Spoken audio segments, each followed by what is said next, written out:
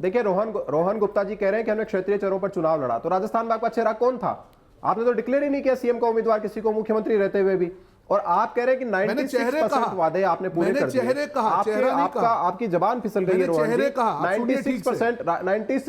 96% वादे पूरे नहीं किए आपने। 96% वादे पूरे नहीं किए। आपके गलती से आपके उससे निकल गया है। देखिए, हमारे तो चेहरे ही चेहरे हैं, हमारा तो चेहरा ही चेहरा है साहब। राजस्थान नहीं, दुनिया का सबसे लोकप्रिय चेहरा नरेंद्र मोदी के रूप में हमारा चेहरा है। आप उस चेहरे के मुकाबले कहीं खड़े नहीं हो सकते रोहन जी।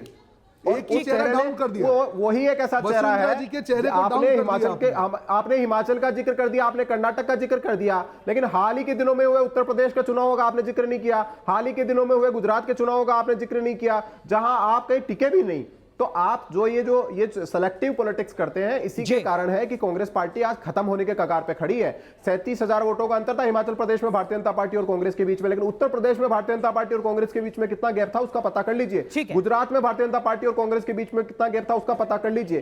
तो कांग्रेस आज इस रसातल पे खड़ी है, उसका कारण यही है कि इनका असेसमेंट। हालांकि लक्ष्मीकांत भारद्वाज जी, मैं आपको बता दूं, हमारे देश के 8 बड़े ऐसे राज्य हैं जहां पर कांग्रेस और बीजेपी आमने सामने मुकाबला करती है। उसमें से 4 में कांग्रेस सत्ता में है आज तक और 4 में ही भारतीय जनता पार्टी। तो मुकाबला बराबरी का है जहां पर दोनों आमने सामने। एनके सर, मैं आपसे समझना चाहूंगा, 4 में कहां सत्ता में भाई साहब? सर मैं बताता हूं आपको। देखिए, अभी तक नतीजे नहीं आए। 3 तारीख के राजस्थान में सत्ता में है, कर्नाटक में सत्ता में है, हिमाचल प्रदेश में सत्ता में और छत्तीसगढ़ में सत्ता में। 4 राज्य जहां पर कांग्रेस पार्टी सत्ता में। आप गुजरात में सत्ता में है, मध्य प्रदेश में सत्ता में है, आप हरियाणा में सत्ता में और उत्तराखंड में सत्ता में। ठीक है, आपको ये भी नहीं मालूम है कि आपका ओपोनेंट कहां सत्ता में है? ठीक है, नहीं, प्लीज विषयांतर नहीं होते हैं। एनके सर, मध्य प्रदेश में भारतीय जनता पार्टी अगर सिरे से खारिज नहीं हो रही है, तो आपको लगता है कि ये शिवराज सिंह चौहान की एक बड़ी उपलब्धि है? 18 साल के बाद भी एंटी इनकम्बेंसी उतने साफ तौर पर नजर नहीं आती है?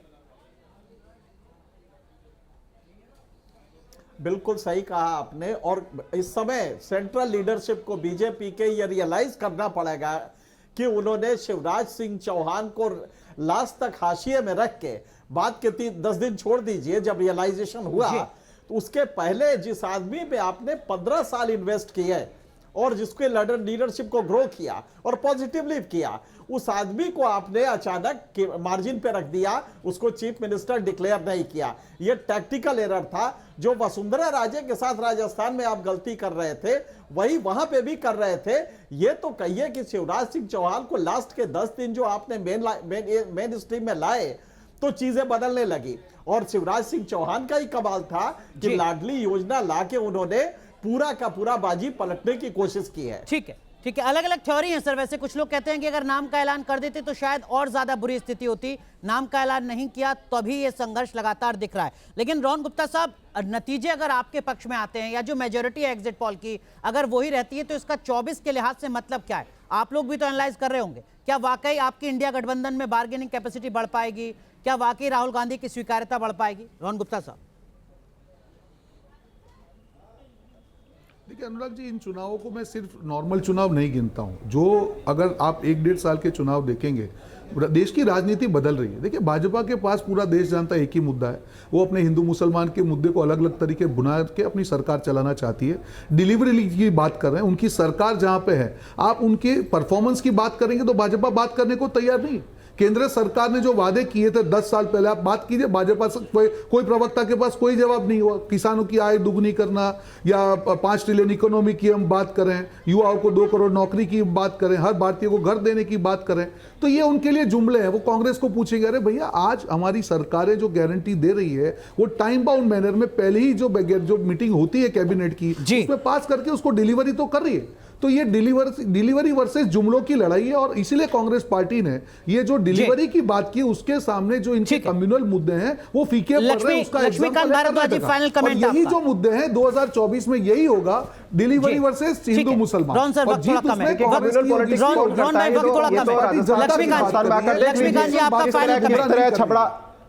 लक्ष्मीकांत जी, केवल लक्ष्मीकांत जी, कम्युनल पॉलिटिक्स कौन करता है? तो राजस्थान में आकर देख लीजिए किस तरह छपड़ा दंगों के अभियुक्त आसिफ हसाड़ी को राजस्थान के मुख्यमंत्री अपने घर में बुलाकर जिस तरह दावत देते हैं, किस तरह राजस्थान के जयपुर में एक रोड रेज की घटना में एक मुस्लिम युवक की मौत हो जाती है तो वहां पर 50 लाख रुपया सरकारी नोकरी और डेयरी बूथ उसको तुरंत अलॉट कर दिया जाता है। जबकि राजस्थान में पिछले 5 साल में 8,000 से ज्यादा निर्दोष नागरिकों की हत्या हो गई, किसी को 1 रुपया नहीं देते।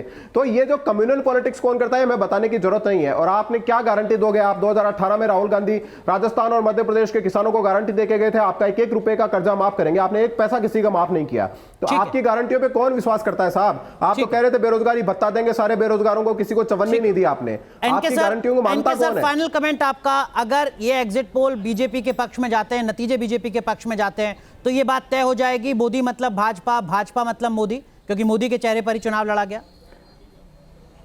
बिल्कुल सही है, बिल्कुल सही है, क्योंकि मोदी जी ने वो हिम्मत दिखाई कि कम से कम अपने चेहरे पे चुनाव लड़वाया, इसमें कोई दो राय नहीं है।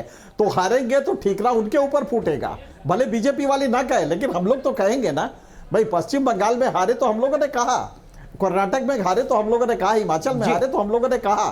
तो अगर ये चुनाव भी जीत जाते हैं मोदी जी, तो उनकी तारीफ करनी चाहिए। ये अकेला मोदी जी की मकबूलियत है जिसकी वजह से ये रिजल्ट आएंगे।